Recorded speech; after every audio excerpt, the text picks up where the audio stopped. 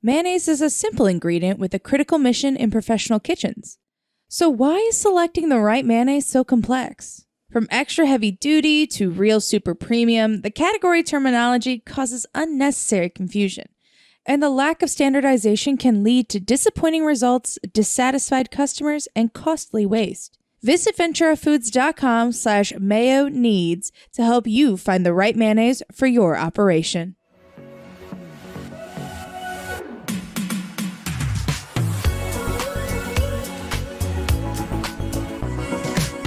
Hi there, I'm Pat Kobe, Senior Menu Editor of Restaurant Business, and I'm here today with Amanda Toups, who operates Toups Meatery in New Orleans with her husband, Chef Isaac Toups.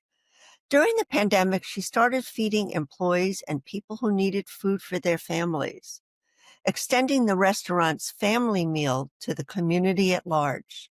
Hunger remains a huge challenge in New Orleans, and Amanda has evolved this pandemic-era outreach into a nonprofit called Toups Family Meal. She has gotten support from near and far, rallying people and raising funds. This past summer, the nonprofit delivered meals to school kids who are missing out on school breakfast and lunch.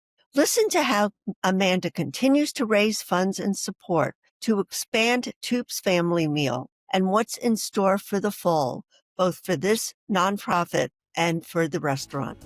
Thanks.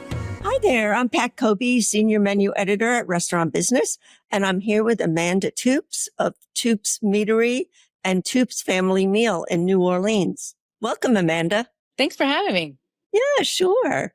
Well, the last time we spoke was more than 5 years ago during the pandemic, and at that time you were feeding people in New Orleans, including your employees who were out of work and some of the community members who were out of work and needed meals every day.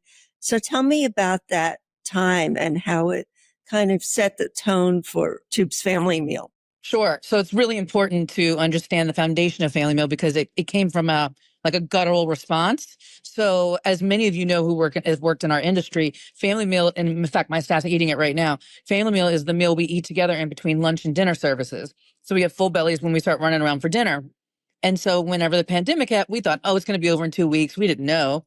And so we laid off our servers and our line cooks, but we determined to keep our management. And so Isaac said to them, my husband, who's the chef, said to them, come back every day for Family Meal because we didn't know we needed to be apart. And we'll feed you and we'll figure it out. We'll hire you right back just as soon as this is done. And so the first day we made 15 or 20. And then the next day, the line cooks were like, Chef, my roommate's been laid off. He doesn't have any food. And Isaac's like, well, I'll just make 40. And within 5 days, we had 500 people wrapping around the block. Wow. I think it's important. I get emotional still thinking about it. And Alexis heard me say this too. But there's one woman that changed my life. And when that happens, you have to notate it, right? She pulled up with 3 kids in the back and she goes, you don't have to feed me. Would you please feed my kids? And we were like, what? What? And Isaac was like, no, we're going to feed all of you. And so that's how we got going. And a very well-known Saints player DM'd me and was like, I'm watching you guys and I see what you're doing and you're going to need money. And I was like, I don't need your money. This is going to be over in 2 weeks. We don't need your money. I don't want your money. He's like, you're going to need money. And I was like, he's like, start a Venmo account right now. I'm going to send you money. He sent me $2,000. And I went, okay, well, I guess we can buy food with that. And all of our friends are restaurateurs. And so they were emptying out their walk-ins to us. And so Isaac jokingly always says, it was like an episode of Top Chef every single day. Whatever we had, that's what we cooked. And so that's what the people ate. But it's very important to note that it only took 5 days for New Orleans cupboards to be bare. 5 days. And so that's how food insecure New Orleans is. So I'm sitting there scrambling, how do we survive this? What do we do? I reached out to World Central Kitchen and I said, hey, I know y'all do disaster relief, but this is a disaster. Yeah. New Orleans is this food insecure. It is a disaster. And they were like, we hear you. We're not there. But if we do come, we'll call you first. And I was like, okay. And I kept it moving. So I started crowdsourcing and blah, blah, blah. That was March 15th when we started. And then April 29th, I was like, Isaac, we have to pivot. We have to make money. We can't just keep giving away food. And he was like, I understand. I was like, I think we have to stop. And that night, World Central Kitchen called me and said, we're coming to town. You're the first restaurant we're ever going to onboard in the state. Wow, that's amazing. I said, how long will you be here? And he was like, maybe 2 weeks. And I was like, I'll take what I can get. Like, I'm not complaining. So they came to town and onboarded us and some other restaurants too. But they paid us to cook for blind veterans and the elderly and all this stuff. And we were really focused on families and service industry. And they wound up staying for 7 months. So over the course of 2020, we were able to put out 100,000 meals into the community. And so we sat our knives and spoons down after that and said, it's time to go back to normal life. Like we did that and that's it. Then Hurricane Ida hit in 2021 and we picked our knives and spoons back up and we started cooking for the people again. And we sat them back down and went back to normal life. But in the beginning of 2024, the governor was really proud of himself for refusing the summer buck funds for the children that missed out on free breakfast and free lunch during the summertime. And he was making a big stink about it and saying really terrible things about pulling yourself up by your bootstraps and that kids will find a way to eat and like that kind of stuff. Just terrible things. So I got real pissed and I started talking mad shit in the press. I got in front of every camera I could get in front. I called him every name in the book, every name. Isaac had to stop me from calling him MFer on camera. Isaac was like, you better stop, you chill out. And I was like, I am mad. Is he still the governor? Yes, he is, unfortunately. Oh, I said, Isaac, listen, we're going to bring Family Meal back. And we both agreed we needed to. I said, we got to figure out the problem. We have to understand the problem differently. Last time we were pirates, this time we need to become a real nonprofit, which we have been. We are now. And we've got to understand the problem because it's children. The hands are so out. It's children. Like you can't feed them savory bread pudding. They're not going to eat it. But like we did last time. So I selfishly threw an Easter drive where we fed 2,000 Orleanians grocery boxes to make themselves Easter dinner. But what I did was I surveyed them when they came. And what I found out, what I did not know I was going to find out, which was devastating, was not only is 1 in 3 of our children living below the poverty line in New Orleans, but we are every bit as transportation insecure as we are food insecure. So what does that mean? So I was talking to the moms and grandmothers, mostly women. I'm not saying there's not men in the household, but I'm mostly talking with women. mm-hmm. And they are the working poor.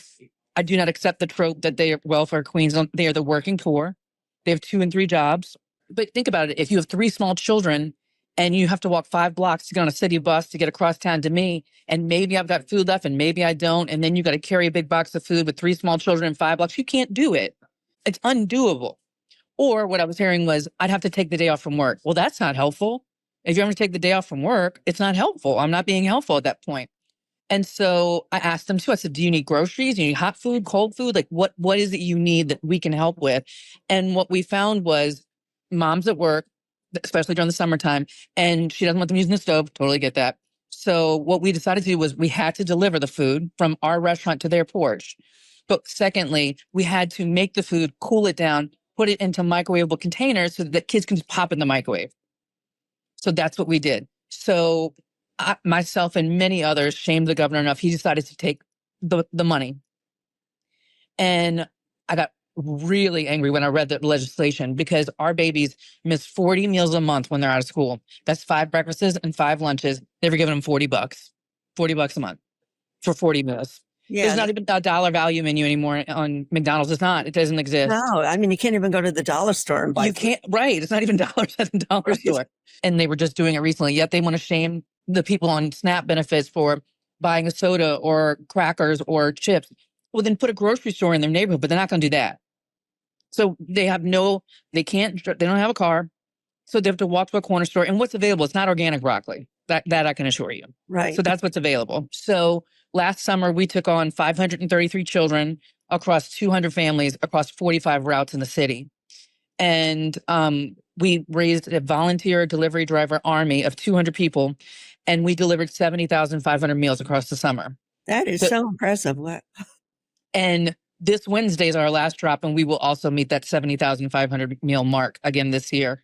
Fundraising's been a little harder this year because federal funding's been slashed for food banks. So Second Harvest is a big food bank here locally down south. And last year they were able to donate 10,000 pounds of food towards our 70,000 meals. It's kind of a drop in the bucket, but it was something. And this year we got 1,000 pounds. That's how bad it is. So how did you stretch that? Still trying. I'm fundraising every day. I shake the can. That's what I would say. I'm out here shaking the can. I'm just shaking the can again. I think it's important to notate that this year when we sent the link out to our families that the 533 children were all signed up in 30 minutes. We turned away 1,000 families within an hour, and we had to turn off the link. And my GM and I just cried. Yeah, no, I know. And you have children of your own, so I know. Yeah. I don't know what it means not to be able to feed them, Yeah, you know? But these women do. yeah. They know. So are you working on fundraising or partnering Yes. with? Yeah. Yeah. I'm sorry, I'm so emotional today. Because it's the No, I last drop. understand. I mean, I remember when we talked during the pandemic, I got off the phone crying too, Yeah. because it was very emotional. It's that bad. Yeah. Last summer, I raised between June and December by myself $400,000 between 1,500 unique donors to pay for everything. Because we do holiday drives too. So we'll go dormant in September. And then in October, we threw a pumpkin carving party across the city with 2,000 pizzas and 600 pumpkins. And then for Thanksgiving, we threw a big Thanksgiving grocery box thing again. And then Christmas. And then we threw a cookie decorating party for Valentine's. And then we did Easter. So we go a little dormant, but just for September. So this year, I've done the same thing. I've just had to, people are feeling the pinch. So It's been a little harder. I've had to go to singular people who have donated in the past, who have donated larger amounts of money in the past, and be like, can you help? Can you help? But also, it really is the everyday person that is helping too. It really is both. We hired a grant writer, and she absolutely wrote those grants, and we got none. I mean, Really? Wow. yeah. Again, not her fault. They were beautiful grants. I saw them. Like, it's just federal funding's been slashed everywhere. And so we're just trying to figure it out. I still, like I said, my last drop is this Wednesday, but I still got like 3 or 4 weeks of bills to pay, for the previous food stuff. And then we still have to remain solvent throughout the year. I've got a PR team that helps us stay in front of the camera. I've got, other bills that we have to pay. So fundraising doesn't end the summer for me. It really just continues year round. But I do have exciting news. This is pretty cool. Tomorrow, I'm giving a talk at Tulane University about Family Meal, and they have done an entire class around Family Meal. They're business graduate students, and their entire project for the class is to come up with a fundraising strategy for us. Oh, that's fabulous. Wow. Yeah, it's pretty cool. And how about other nonprofits like, the Edward Lee Foundation or, World Central Kitchen? I know they're in lots of parts of the world and they're limited to, or the Beard Foundation. I mean, don't they have some money to? Well, I reached out to World Central Kitchen, but they, again, really do disaster relief. And they're wonderful. We stay in touch all the time. They're wonderful. I have nothing but positive to say. And then we've reached out to the Beard Foundation with no success. And then Edward Lee gave some money during the pandemic. I have not reached out to that foundation this year. I should. But Popeyes gave us money. Tabasco gave us money. People like that. And then it really is. We put out, we have pretty good social media following. So we put out a video that was pretty nicely edited by a friend of mine. And we raised about $15,000 off of a 41-second video. So, it happens. Yeah. It happens. But I randomly just get checks in the mail. And I'm like, I don't even know who these people are, but thank you so much for the $1,000. Like, I appreciate you. But with the video from Instagram and TikTok, it was 99% under $100. Yeah. And we raised $15,000. So that's to tell you how much people do want to help. But I understand that things are tight right now. I get it. Right. I really get it. So does the need decrease in the fall when the kids are back in school? And are you still trying to do more, family We wanted to, but we thought we were going to get some large grants and we didn't. So we're just going to have to stick with our same model, which is the holidays. Right.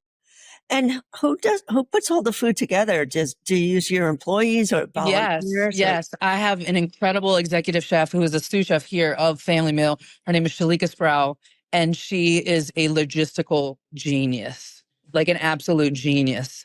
And then Molly McGuire Cook, who is my GM here, is also a logistical genius. She routed the entire city. That was all her. A millennial. I needed a millennial. I couldn't, my brain, I was walking around with a paper and pen. She was like, no. I needed the millennial brain. Yeah. And she does all the technology stuff. I'm like, I don't know what's happening. All I do is talk shit and I raise the money. Yeah, that's the major part. It's important. Yeah, it's important. Yeah. And every one of my employees, I have multiple employees that are here right now that will go in the back and they just start packing food. I've had employees go deliver for me. I mean, and I always say this and I mean it, like when everything changed during COVID, our business model changed. If you work at the meatery, you're going to have to give a little bit more when I ask for it. And they always do. They always say yes. When I say, look, they got nothing over there. I need food for tomorrow. I just got a donation came in for $26 Wow. as we were talking. Wow. That's fabulous. Yeah. I feel like we're on like a telethon and, Yeah, I know. I'm kind of behaved that way these days. So the staff just know it's part of the deal and they never mind. They're always here for it and willing to help. Yeah. What are some of the meals that you send out? Oh, they're wonderful. So we try and keep breakfast easy. So for breakfast, we tend to go yogurt and fruit and granola bars. We do bagels, that kind of stuff that's real easy for the children. But at lunch, it's pre-made, handmade meals by our chefs. So we did, let's see, last week was chicken and dumplings with a side of carrots. We did orange chicken with fried rice with a ton of veggies. We try and sneak all the veggies we can in there. But listen, I always tell people, I'm like, I'm upfront and honest. They're still kids. So we got to make food that they want to eat. And sometimes we send them mac and cheese because they're kids and they deserve to eat mac and cheese.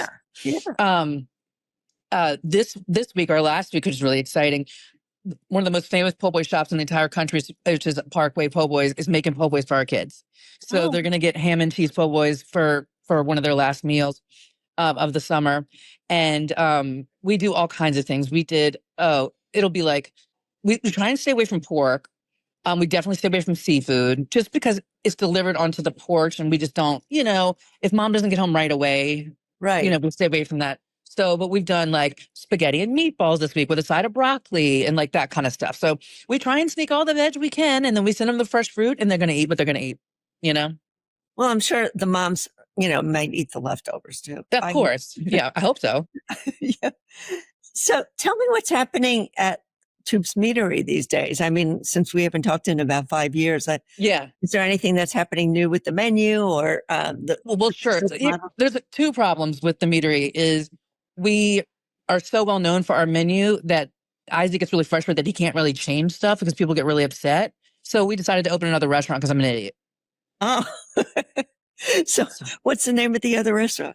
Armada. So like the Spanish Armada. So I did everything I could to make our business partner walk away from me. I was like, I am focused on family meal and everything I asked of him. He was like, okay, I'll pay for everything and you can have half the profits. I'm like, all right. So that's going to open in the beginning of next year. So Spanish and French theme based around the travels of our family in Europe. Cool. Yeah. And so is it nearby Toups Meatery? In New Orleans, facts, it's not because it's a solid 15 minutes. That's not nearby in New Orleans idea. But it's downtown, so it's in the CBD. And it's never been a restaurant before. It's beautiful. He let me design the whole thing. He let me put the theme. Oh, that's fabulous. Yeah, so it's beautiful. And Isaac's excited again about food because he gets to change everything, And so he'll be cooking there too? Yep. Oh, great. Yeah. Well, that's exciting. Wow. Yeah. So you think like in the winter sometime? February. Yeah, February. Yeah. Great. Well, that's just in time for Mardi Gras, right? Yes, indeed. Well, that's fabulous. And so what are you planning? You mentioned that you do something for Halloween, Christmas, Valentine's Day, or all those things. Are you going to try all those things again? Yes, absolutely. Yeah. We're not going to stop. We're not going to give up. I know we'll find the funding. I know we will. I find it every time. I somehow figure it out. I get loud enough. I get really loud and we always figure it out. I mean, these kids deserve it. Sure. The last pumpkin drive. Rouse has been great. The grocery store chain. They've been wonderful. They donated all the pizzas last year to the pumpkin drive. This sweet baby was like 14 years old and he came to help like load up cars. And he was like, I've never carved a pumpkin. And I was like, well, you are tonight. That's exciting for them. I bet they learn about the restaurant business too and get excited about the possibility of going into that themselves. Yeah. Yeah. Yeah. So is it kids of all ages, like from kindergarten through high school? Yeah. And I try not to, and I don't try. I've had people ask me like, how do you know they're really in need? I was like, they told me. Yeah. They were in need. I'm never going to make them prove it. I'm never going to like ask for what am I going to ask for? If it's 0.5% somebody taking advantage of us, I don't care. Like the other people really need it. Right. We put it out there that it's 18 and under, but if your child's 20 and you need food, then I'm sending it. Yeah. You've launched a very successful program and It it's, works. yeah, definitely. And so it's a nonprofit. So are you like, you have a 501c?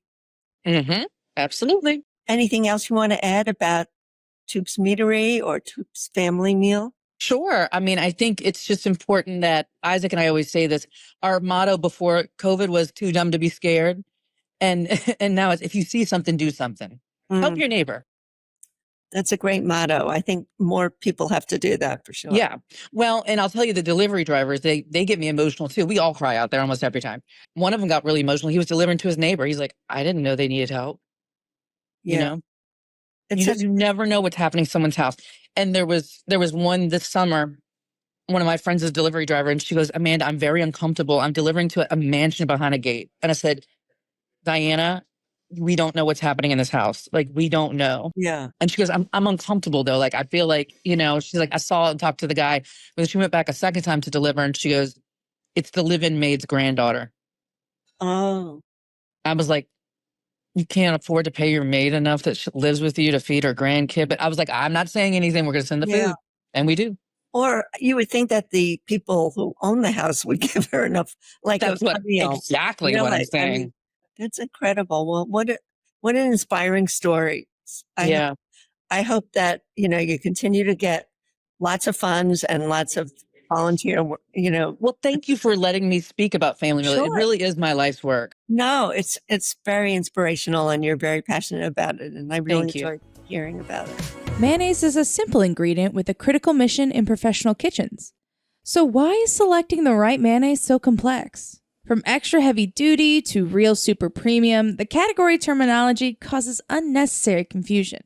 And the lack of standardization can lead to disappointing results, dissatisfied customers, and costly waste. Visit venturafoods.com/mayo needs to help you find the right mayonnaise for your operation.